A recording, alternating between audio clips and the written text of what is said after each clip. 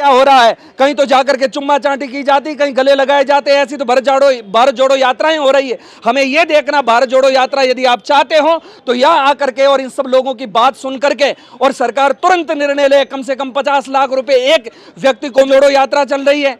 हालांकि ये बात मैं इसलिए कह रहा हूं कि मैं किसी पार्टी से नहीं हूं, साधु हूं, इसलिए मेरी ये जिम्मेदारी बनती है कि मैं दोनों पार्टी के बारे में कह सकता हूं।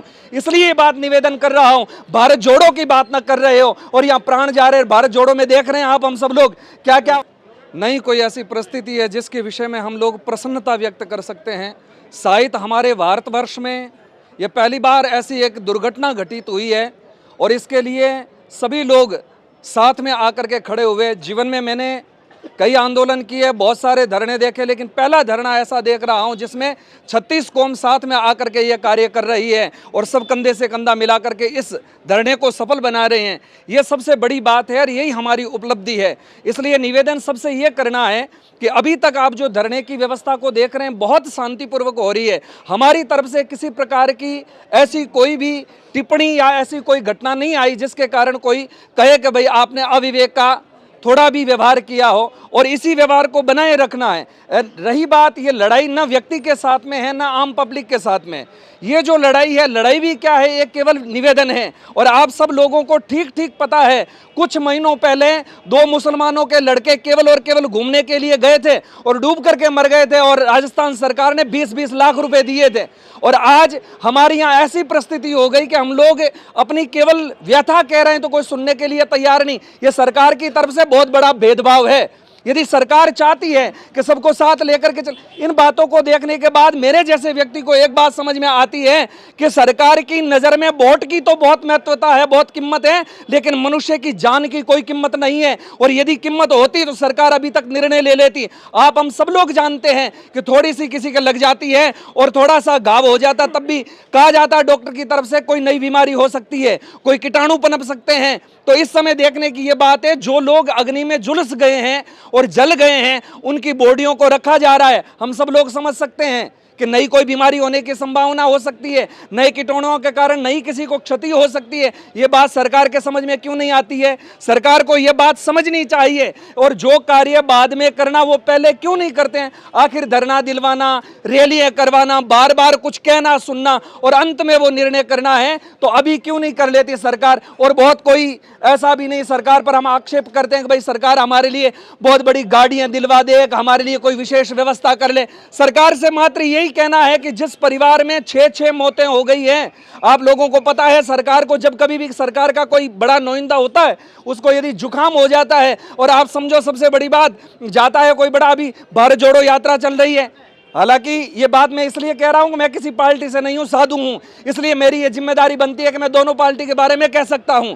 इसलिए ये बात निवेदन कर रहा हूं, भारत जोड़ो की बात ना कर रहे हो और यहां प्राण जा रहे हैं। भारत जोड़ो में देख रहे हैं आप, हम सब लोग क्या क्या हो रहा है। कहीं तो जाकर के चुम्मा चाटी की जाती, कहीं गले लगाए जाते, ऐसी तो भारत जोड़ो यात्राएं हो रही है। हमें यह देखना, भारत जोड़ो यात्रा यदि आप चाहते हो तो यहां आकर के और इन सब लोगों की बात सुन करके और सरकार तुरंत निर्णय ले, कम से कम 50 लाख रुपए एक व्यक्ति को मिलने चाहिए और एक मकान बनना चाहिए। और जिस परिवार में कहते हैं कि 6 लोगों की मृत्यु हो गई, अब उनकी तो पूरी दुनिया ही उजड़ गई। अरे भाई, जिसके जीवन में घटना घटती उसी को पता होता है। तो इस प्रकार से घटना घटी तो कम से कम व्यक्ति को नौकरी मिल जाए ताकि वो आजीविका चला सके और वापस वो परिवार पुनः खड़ा हो सके। इसके लिए आशा और अपेक्षा के साथ सब लोग बार बार ये बात कह रहे हैं, तो सरकार अपने कान खोल करके ये कार्य क्यों नहीं कर रही? आप सब लोग जानते हैं, हम सब लोग जानते हैं कि हमारे जीवन में जब से हम लोग देख रहे हैं ऐसी कोई घटना नहीं घटी कि भाई इतने लोग एक साथ झुलस गए हो, फिर भी सरकार नींद में है। अब सरकार क्या चाहती है क्या नहीं चाहती है वो सरकार जाने, लेकिन हम अशोक जी से सीधा सीधा निवेदन करते हैं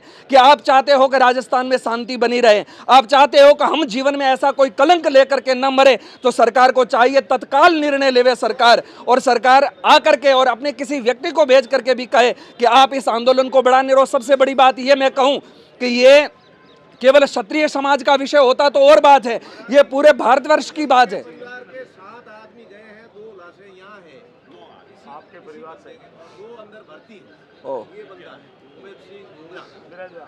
आप हम सब देख लो, हमारे सामने उमेश सिंह जी, इनके परिवार में 7 लोगों की मृत्यु हो चुकी है और अभी भी सरकार को कहना पड़ रहा है भाई परिवार का कोई मुख्य होता, जैसे हम सरकार में अभी वर्तमान में मुख्यमंत्री हमारे लिए वो राजा है और राजा को ये पता नहीं कि मेरी प्रजा में क्या हो रहा है, इससे बड़ी क्या दुखद घटना हो सकती है। ऐसी अंधी और बैरी सरकार भी क्या काम की है। सरकार को चाहिए कि वो तत्काल निर्णय लेवे और हम लोग, मैं कह रहा हूं मेरी तरफ से, एक आम लोग तो हैं ही, लेकिन आप जिस परिवार में क्षति हुई है, जरूर जो क्षति हुई उसको तो हम पूरा नहीं कर सकते, लेकिन अब आपके साथ में सारा हिंदू समाज है और यदि जरूरत पड़ेगी तो हम साधु संत साथ में आएंगे और धरने पर बैठेंगे और उग्र से उग्र आंदोलन कैसा किया जाता है आप लोग सब सुनते हैं, पढ़ते हैं कि आजादी से लेकर के अब तक क्या क्या हुआ और कैसे आजादी को प्राप्त किया गया।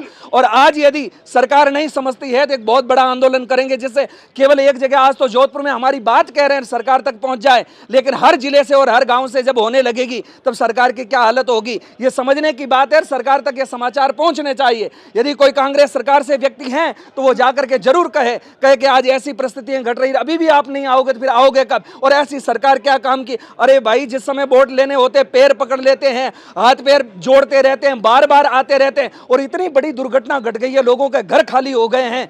ऐसी स्थिति में भी यदि सरकार आकर के नहीं देखती है तो दुर्भाग्यपूर्ण घटना है सरकार की तरफ से। इसलिए सरकार से हम फिर से एक बार विनम्रता से, सरलता से प्रार्थना करते हैं कि आप इन सब लोगों की मांगे करें। मांगे कुछ नहीं है, जायज मांगे, नौकरी दे दे परिवार में एक व्यक्ति को 50 लाख रुपए, कोई मायना नहीं रखता आज के जमाने में, आप हम सब जानते हैं। एक मकान यदि सरकार दे देवे तो इससे बड़ा हम लोग कुछ मांग भी नहीं रहे सरकार से और तो कुछ अपेक्षा भी नहीं कर रहे। कम से कम उस परिवार को लगे कि सरकार कुछ कर सकती है, बाकी सरकार केवल निठल्ली होकर के, बैरी होकर के रहेगी तो परिणाम बहुत भयानक होगा सरकार के लिए। हम लोग सबसे चर्चा कर रहे हैं, साधु समाज को भी, सबको, हर संत से ज्यादा नहीं तो हजार लोग जुड़े, इतने लोग यदि आएंगे तो वो आंदोलन कैसा हो सकता है, इस पर सबको ध्यान करना चाहिए सरकारी लोगों को और ये सारी बात सरकार तक पहुंचनी चाहिए। और जिन लोगों को हम देखते हैं, सुनने में आया है कि भाई कुछ लोग ऐसे थे और लोग कहते भी हैं कि भाई जिन्होंने मतलब अचानक जलते जलते बाहर जो बिल्कुल ही उससे अलग था वो भी दौड़ करके भीतर आता है, खुद के प्राणों की परवाह नहीं करके के लोगों को बचाता है, ये बड़ी बात होती है। और उसके बाद में कहते हैं कि एक सेन बंधु था, उस आदमी ने भी अपने प्राण लगा करके भी लोगों को बचाने का कार्य किया, ये है मानवता। और लोग कहते हैं कि राजपूतों ने क्या किया, हकीकत बात है, हम लोग कहते थे कि हमारी यहाँ की क्षतियां जोहर कर लेती, और इस विषय में भी हम कह सकते हैं कि बहन बेटियों के वहां वस्त्र जल गए थे और वो बाहर आ रही थी तो लगा कि बुजुर्ग लोग बाहर खड़े तो वो वापस चली गई। इससे बड़ा जोहर क्या हो सकता है, इससे बड़ा बलिदान क्या हो सकता है, इससे बड़ा सतीत्व क्या हो सकता है। और उसके बाद में भी यदि सरकार कुछ नहीं करती है तो हम लोग सब तैयार हैं, जैसा हम साधुओं के लिए आप लोग यहाँ से निर्णय लेकर के कहेंगे, सबको इशारा करेंगे, सब लोग साथ में आएंगे और आप बड़ा सा बड़ा कार्य करें। सरकार को समझ में आती है तो बढ़िया बात है, और यदि फिर कोई घटना घटी, अभी तक तो बड़ा शांति से हो रहा है, सब लोग शांति प्रिय ही बात कर रहे हैं, लेकिन जब यह आंदोलन उग्र रूप में बदल गया तो उसकी जिम्मेदारी स्वयं सरकार लेवे अपने ऊपर। प्रशासन पहले से सूचित कर देवे कि भाई ऐसी घटना हो सकती है। अरे हम लोग हमारे लिए तो कुछ मांग ही नहीं रहे, जिन लोगों के प्राण चले गए, जो घर बर्बाद हो गए, आज वहां पर कुछ है नहीं, बंजर हो गया, सब कुछ जल करके राख हो गई, उसके बाद भी सरकार इंतजार कर रही है, सब लोग कुछ कह रहे, हम बाद में निर्णय लेंगे, ये बात ठीक नहीं है। इसलिए हम बस इतना ही निवेदन कर रहे हैं सरकार से पुनः एक बार कि आप लोग अपनी आंखें खोलें, कान खोलें और इस बात को अपने जहन में उतार करके तत्काल निर्णय ले, नहीं तो फिर बाद में आगे की जो व्यवस्था होती, जैसी भी रणभूमि होती है, सामने आएगी और पता चल जाएगा रणनीति से क्या निकल करके आने वाला है। सरकार को खुद को बहुत बड़ी क्षति नहीं पहुंच सके, इसलिए सरकार को तैयार रहना चाहिए। इन्हीं शब्दों के साथ मैं आप सभी लोग यहाँ पर 36 कौम से आए हैं, सबसे बड़ी बात ये निवेदन करूं, ठीक बात है, हाँ मैं ये भी निवेदन करूं, कल धरना है, उसमें अपने जोधपुर में करीब 150-200 संत हैं, उन संतों से हम लोग संपर्क साधेंगे और कल के धरने में महात्मा लोग भी आवे, ताकि थोड़ा बढ़िया लगे कि वाकई हिंदू समाज पूरा साथ है, जिसमें हमारे सनातनी लोग सब साथ हैं। और इस व्यवस्था को यही देखना कि मानवता के नाते आए, न्याय मांगने के लिए आए, जाति विषय का कोई लेना देना नहीं। मुझे पहली बार ऐसा लगा कि 36 कौम यहाँ आकर के देख रही थी और वास्तव में राजपूत समाज ने युगों से नेतृत्व किया और आज लगता है कि वाकई नेतृत्व किया, इसलिए 36 कौम यहाँ आकर के और इस धरने पर बैठ ये सबसे बड़ी बात होती है। मैं साधु संतों से भी, पूरे राजस्थान से और जोधपुर से जितने भी महात्मा हैं हमारे बड़े बड़े, उन महात्माओं से भी आशा अपेक्षा करता हूं कि वो लोग भी कल आए मेरी अपील को सुन करके और इस धरने को नया रूप दे, ताकि सरकार को पता चले। हमारे राजस्थान सरकार में भी काफी संतों की चलती है, वो महात्मा भी ये बात कहे ताकि सरकार कुछ अच्छा निर्णय ले और बढ़िया निर्णय ले, जिससे सरकार को शिकायत करने का हमें अवसर नहीं मिले। इन्हीं शब्दों के साथ आप सभी को पुनः एक बार आभार व्यक्त इसलिए करता हूं कि आप सब लोगों ने साथ में खड़े रह करके कहा कि ये परिवार अकेला नहीं, हम सब लोग साथ में खड़े हैं, इसलिए आप सब लोग साधुवाद के पात्र हैं। ऐसे खड़े रहना, इस परिवार को टूटने मत देना, बिखरने मत देना। जिन जिन लोगों की वहां जान गई उनका परिवार जानता है कि उनकी हालत क्या है, इसलिए हम सब लोग साथ में खड़े रहेंगे। इन्हीं शब्दों के साथ मैं अपने बोल को विराम दूंगा। प्रणाम जी।